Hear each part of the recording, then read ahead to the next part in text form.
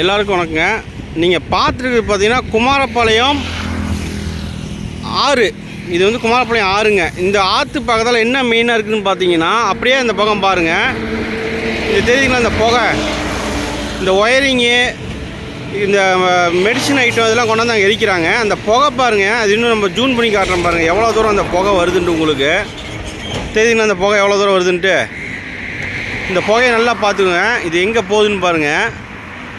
இது நல்லா பாருங்கள். இது இந்த புகை எங்கே நல்லா போகுதுன்னு பார்த்துக்குங்க. தெரியுதுங்களா, கருப்பாக போகுது தெரியுதுங்களா. அப்படியே பார்த்தீங்கன்னாங்க இந்த ஸ்கூலு எஸ்எஸ்எம் ஸ்கூலுங்க. இது இருங்க ஒரு நிமிஷம் நல்லா காட்டுறேன் பாருங்க. இது பார்த்தீங்கன்னா எஸ்எஸ்எம் ஸ்கூலுங்க. இது நல்லா தெரியுதுங்களா, அந்த ஸ்கூலு பேக் சைடு, அந்த ஆற்றுக்கு பேக் சைடு இந்த ஸ்கூலு. இது அந்த ஸ்கூல்கிட்ட வர மெயின் கேட்டுங்க. அந்த புகை பாருங்கள் அந்த ஸ்கூல்கிட்ட எப்படி போகுதுன்ட்டு. இது ரொம்ப நாளாக நடக்குங்க. இது நான் வீடியோ போடணும்னு நினச்சிட்டு இருக்கிறேங்க. இது ரொம்ப நாளாக நடக்குது. இந்த புகைங்கெல்லாம் போச்சுன்னா அந்த குழந்தைங்களோட நிலைமையெல்லாம் கொஞ்சம் நினச்சி பாருங்கள்.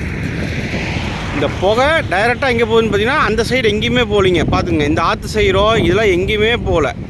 டைரெக்டாக அடிக்கிற காற்றுக்குங்க இங்கேருந்து அந்த புகையில் பார்த்தீங்கன்னா நேராக அந்த ஸ்கூல்கிட்ட தான் போகுது. இந்த காற்றை சுவாசிச்சா அந்த குழந்தைங்க லைஃப் என்ன ஆகும்னு நினச்சி பாருங்கள். இந்த ஸ்கூலுக்கு தாங்க டைரெக்டாக போகுது.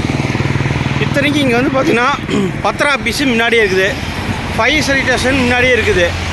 அது தெரியுதுங்களா, அந்த குப்பை பார்த்தீங்களா அப்படின்ட்டு அந்த ரோடு பூரா ஆற்றுக்கு வர வழியில் அந்த குப்பை பார்த்தீங்களா மெயினில். இதுதாங்க குமாரபாளையத்தோட நிலமை. இது இம்மிடியட்டாக ஏதோ ஒரு அதிகாரிகள் பார்த்து ஆக்ஷன் எடுக்கணும். ஃபேஸ்புக்கில், வாட்ஸ்அப்பில், எல்லா குரூப்பில் எல்லாத்தையும் போட்டுருங்க. இது இம்மிடியட்டாக இந்த இடத்துல வந்து இந்த மாதிரி நடக்கிற ஒரு ஏதாவது உயிர் போனால் தான் இது வந்து தடுப்பாங்கன்னு கிடையாதுங்க. இது உயிர் போகிறதுக்கு முன்னாடி இதை தடுத்து நிறையா குழந்தைங்களோட வாழ்க்கை இருக்குது, அதை எல்லாம் மனசில் வச்சுக்கிட்டு இது உடனே ஸ்டெப் எடுக்கணும்னு சொல்லி கேட்டுக்கிறோங்க.